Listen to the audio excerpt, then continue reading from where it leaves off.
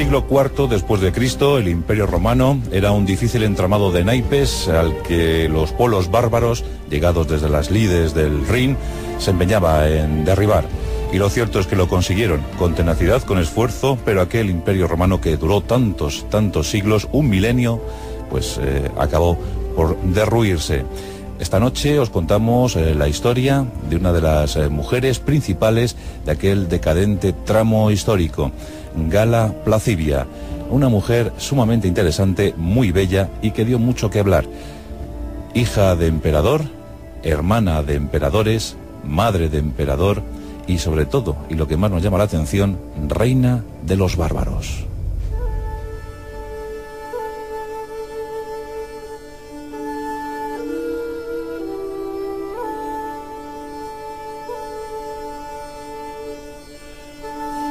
Gala Placidia era la hija favorita de Teodosio el Grande. Cuando hablamos de los tres grandes emperadores hispanos, aquellos que Hispania aportó al Imperio Romano, pues hombre, siempre nos fijamos en Adriano y en Trajano y nos olvidamos con mucha frecuencia de Teodosio, y fue muy importante porque con él se produjo la última unión de los imperios romanos de Oriente y Occidente. Teodosio era original, había nacido en Cauca, en Segovia, y la verdad es que contrajo méritos más que suficientes para pasar a la historia. Y uno de esos méritos fue traer al mundo a Gala Placidia, una princesa exquisita, refinada, bellísima, que vio la luz en Roma allá por el año 390 después de Cristo.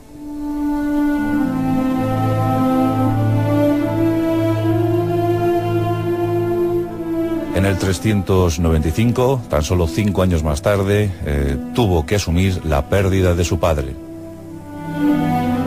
Y con la muerte de Teodosio el Grande se esfumaba la última posibilidad de fusión entre los dos grandes conceptos que por entonces dominaban Europa, Oriente y Occidente.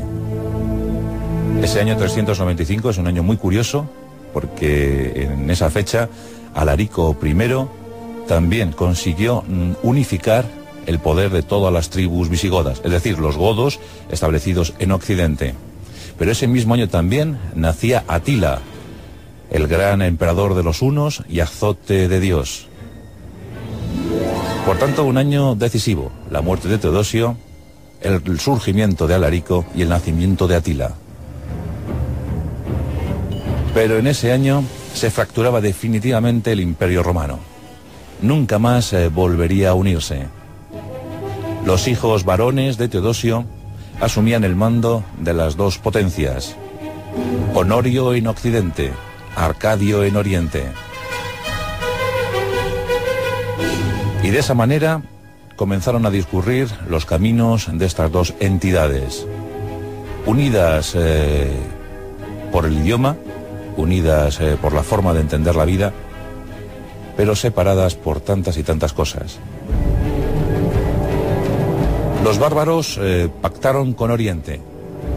A cambio de cuantiosos tributos, no tocaron o apenas tocaron las fronteras de Oriente, con Bizancio convertida en gran capital. Pero ¿qué pasaba mientras tanto para la trémula Roma, para la ciudad eterna de las 7 colinas? Allí los acontecimientos se desataban a ritmo vertiginoso. Honorio era un incapaz, un hombre de estupenda formación cultural, pero que despreciaba, subestimaba el poder de los bárbaros del Rin, el poder de los godos. Y los godos, creedme, que eran los más poderosos del momento. A principios del siglo V después de Cristo, las tropas del joven rey Alarico asolaban el norte de la península italiana. Continuas incursiones, repliegues, avances, batallas sangrientas. Pero en esos primeros años, en esa primera década, Roma parecía permanecer ajena a lo que estaba a punto de venírsele encima. Mientras tanto, Gala Placidia seguía pues refinándose, seguía educándose, y ya tenía algún pretendiente que otro, por ejemplo, el gran magister militum Constancio. Constancio era el hombre predilecto de Honorio, su sabio asesor. el que le daba cualquier tipo de noticia que se producía, que acontecía en el Imperio Romano de Occidente. Y Constancio anhelaba el amor de Gala Placidia, aunque ésta permanecía indolente ante las peticiones constantes de Constancio. En fin, que Gala no quería saber nada de aquel hombre un tanto rudo, un tanto hosco. Nos encontramos en agosto de 410. Las hordas visigodas, en número de 200.000, incursionan en la península italiana. Desde el norte un mensaje se propaga: sangre y fuego. Alarico quiere pactar, quiere negociar el pago de algunos tributos con Honorio. No en vano, Honorio había prometido muchísimo oro a Alarico en caso de ayudarle en algún conflicto que se estaba preparando. Pero Honorio desatendió el pago de estos tributos, de este oro, y lo que hubiese sido simplemente una facturación normal y corriente de la época, pueblo que trabaja para Roma, pueblo y tropa auxiliar que recibe beneficios, pues Honorio despreció a Alarico y eso se convirtió en la perdición de Roma. En agosto de 410, las tropas visigodas entran casi sin oposición en la capital del Imperio Romano de Occidente. 6 días con sus noches, desolación, devastación, rapiña. Eso sí, Alarico, ya por entonces convertido a la religión arriana, una religión herética del cristianismo, ordena no vapulear, no saquear los templos cristianos de la ciudad. Aunque eso no quita para que las tropas de Alarico se llevaran pues grandes botines, como por ejemplo, dicen, la mismísima mesa del rey Salomón, o el menorat, el candelabro de 7 brazos judío. Eran objetos de preciado valor, rapiñados en el año 70 después de Cristo por las tropas de Tito, en el mismísimo templo de Salomón, allá en Oriente. Uno de los tesoros más queridos por Roma. No en vano le había costado conseguir ese tesoro miles de legionarios. Pero en ese tórrido mes de agosto de 410, los visigodos de Alarico se llevan no solo esos botines económicos, sino también a un ser muy querido para los romanos. Y esa no era otra sino la princesa Gala Placidia, convertida en rehén de los visigodos. Tenía tan solo 20 años. La flor de su belleza llamaba poderosamente la atención. Dicen que era la mujer más bella del imperio. Alarico capturó a la princesa con la pretensión de negociar una salida de la península italiana, de negociar comida, alimentos o más riquezas para su pueblo.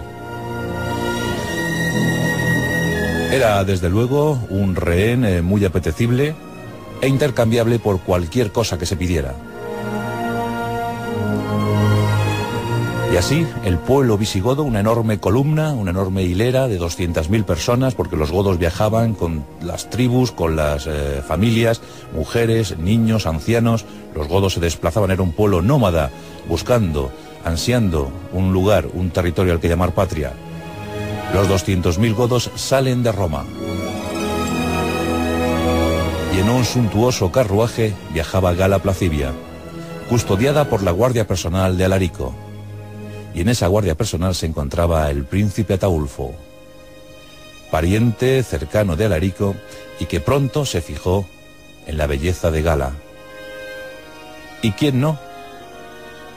Todos soñaban con poseer a Gala Placidia, pero nadie osaba ponerle una mano encima. Era botín de guerra, era elegida, era custodiada por el mismísimo Alarico I. Y nadie quería contravenir las órdenes de su jefe. Por desgracia, en aquel otoño, ya estamos en otoño de 410, el enorme, el inmenso rey Alarico contrajo unas fiebres, posiblemente la malaria, y murió cuando tenía tan solo 40 años. Y murió sin consumar su gran sueño, el de ser emperador de Roma, el primer bárbaro emperador de Roma. Los visigodos quisieron enterrar a su jefe como merecía, con todos los honores posibles. Los esclavos trabajaron a buen ritmo para desviar el cauce del río Busento. Una obra faraónica, de dimensiones bíblicas. El cauce del río fue desviado y Alarico reposó finalmente su último sueño en el lecho fluvial. Una vez depositado el ataúd en ese lecho fluvial, acaso con los tesoros enormes que los visigodos habían capturado en Roma, los generales godos ordenaron romper la presa y el río Busento volvió a ocupar su cauce natural. Los esclavos que habían trabajado en aquella magna obra fueron sacrificados. Los militares godos elevaron sus cánticos de gloria a los cielos. Y el pueblo eligió por aclamación a Ataulfo. Ataulfo, el nuevo heredero, el segundo rey de los visigodos, el encargado de buscar tierra de promisión para su pueblo, para sus tribus. Y se encontraban en el sur de la península italiana. Había que salir de allí y había que escapar. Los romanos estaban reorganizando, estaban preparando nuevas legiones, nuevos cuerpos de ejército para luchar contra los bárbaros invasores. Ataulfo, acaso utilizando como escudo a esa rehén tan preciosa, Gala Placivia, consiguió pactar con los romanos, consiguió pactar con el díscolo Honorio y sacó a su pueblo de Italia. La promesa, ser feudatarios de Roma en las Galias, en el sureste de las Galias, la perla del Imperio Romano de Occidente. Los visigodos por fin tenían una tierra a la que llamar patria. Comenzaba a gestarse el gozoso reino de Tolosa, porque en Toulouse se establecieron. Nos encontramos en el año 414 después de Cristo. Y hay algo más que evidente que comentan todos los magnates godos. Ataulfo se ha enamorado de Gala Placivia y ésta parece corresponderle. En esos 4 años, efectivamente, se había gestado, se había edificado una enorme historia de amor. Ataulfo era bien parecido, era todo un príncipe germano, bien musculado, de excelente aspecto físico y en edad apropiada para amar a Gala Placivia. Y Gala con 24 años, pues os podéis figurar en todo su esplendor. Contraviniendo la mismísima Roma, contraviniendo al mismísimo emperador Honorio, se ordenó la boda. Y se eligió la villa de un galo romano llamado Ingenio. El anfitrión supo estar a la altura de las circunstancias y dicen las crónicas que aquel festejo fue inigualable. Un festejo cristiano, pero con innegables tintes paganos. La villa de Ingenio fue decorada para la ocasión, se sirvieron bebidas, comidas, los mejores y los más refinados menús gastronómicos, surtieron los estómagos y el espíritu de cientos, miles de invitados, porque todo el pueblo godo brindó por aquella unión. Era motivo para la esperanza, la fusión de dos pueblos, de dos conceptos antagonistas hasta entonces, pero que ahora, gracias a la boda de Ataulfo con Gala Placivia, podía dar muy buenos resultados. ¿Acaso se podría ya por fin vivir en paz? ¿Acaso los godos no tendrían que guerrear más contra Roma?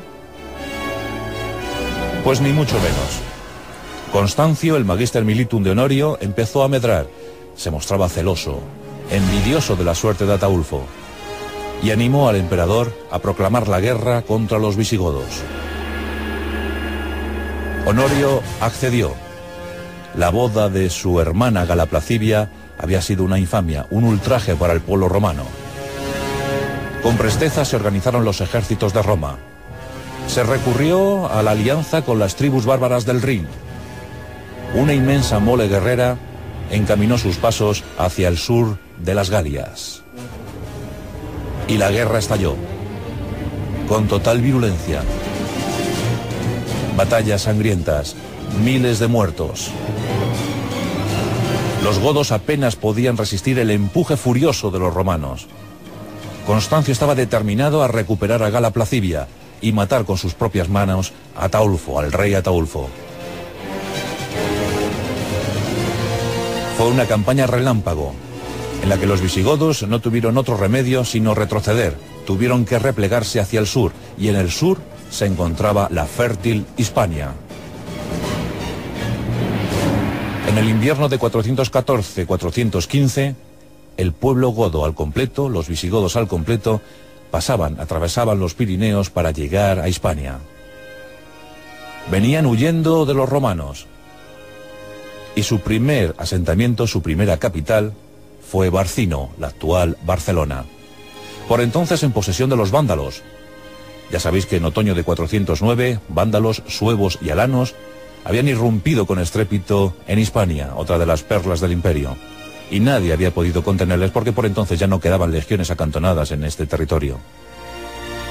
Los vándalos operaban en la actual Cataluña. Y los visigodos, muy acostumbrados al combate, muy acostumbrados a la estrategia militar, consiguieron expulsar de Barcino a los vándalos y poseyeron aquella hermosa ciudad. Sería ya un momento feliz, por lo menos unos meses, para Ataulfo y Gala Placivia, por entonces embarazada de su primogénito. Aquel niño nació para alborozo, para alegría de sus padres. Una nueva oportunidad. Y por si fuera poco, al niño le pusieron por nombre Teodosio, recordando al padre de Gala Placivia. Era como una petición de paz, una petición de vamos a entendernos, una petición de diplomacia hacia Roma.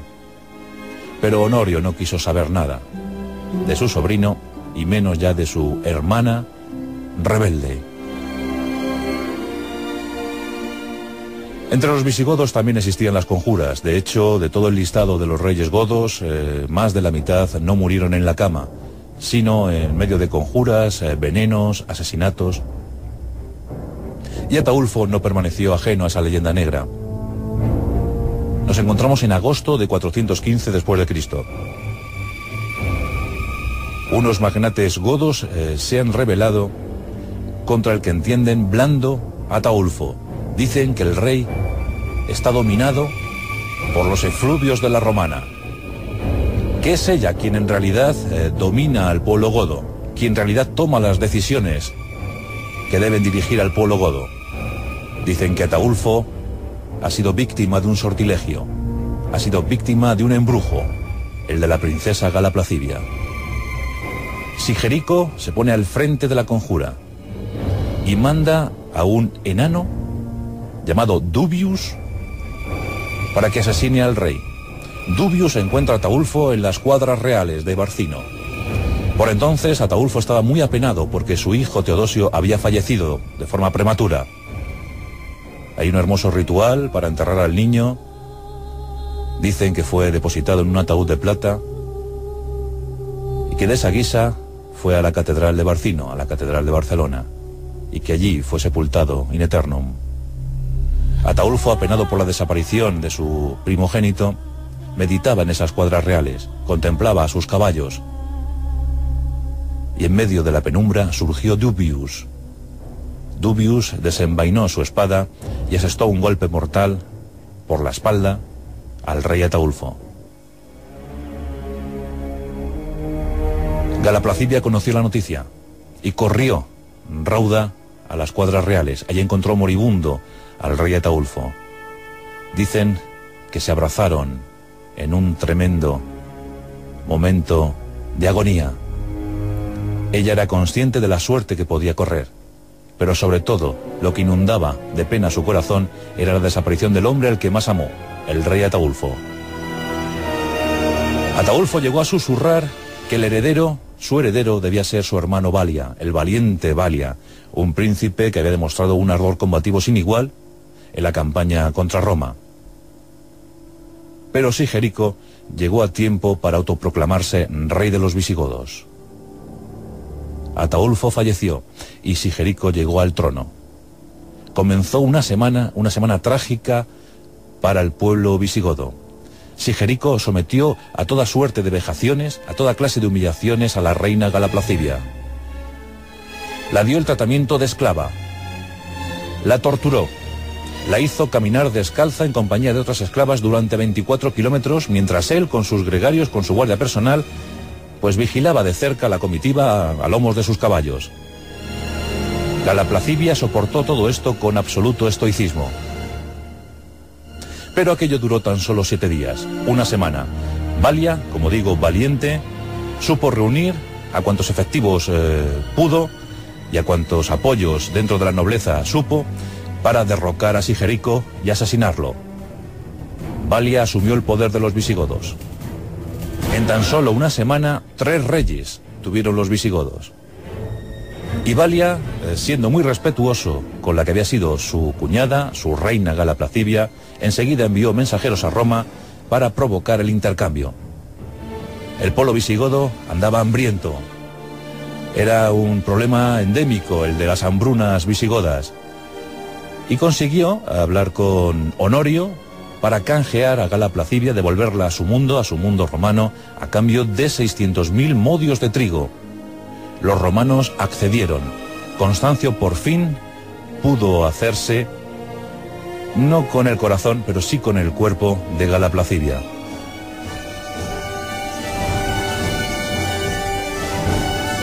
Y aquí comienza la etapa romana, la segunda etapa romana de Gala Placidia. Balia quedó encargado, aliado de Roma, para intentar someter a los suevos, a los vándalos y a los alanos. Intentar ser tropa auxiliar de Roma para reconquistar la península ibérica. Y mientras tanto, Gala Placidia tuvo que acceder a un matrimonio forzoso con el general, con el Magister Militum Constancio. Honorio la despreciaba por lo que había hecho, pero no dejaba de ser una princesa de Roma, no dejaba de ser hija del gran Teodosio. Por tanto, consintió el matrimonio con Constancio, y de esta unión surgiría un nuevo emperador, Valentiniano III. Honorio falleció, Constancio también, y Gala Placidia quedó sola al cuidado, a la tutela de su hijo Valentiniano. Y mientras que Valentiniano conseguía la mayoría de edad, Gala Placidia regentó los designios del Imperio Romano de Occidente. Y dicen que fue la más hábil, la más inteligente, la más educada, la más refinada, que los romanos fueron felices en aquel periodo.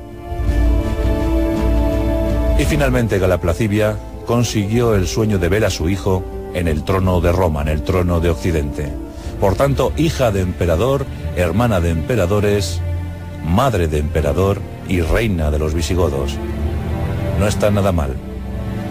Ordenó construir un mausoleo en Rávena, un luminoso mausoleo donde quedaron depositados los cuerpos de Teodosio, de Constancio y de Honorio, también de su hijo Valentiniano, el de ella misma, pero solo faltaba un cuerpo en ese mausoleo, en ese panteón familiar.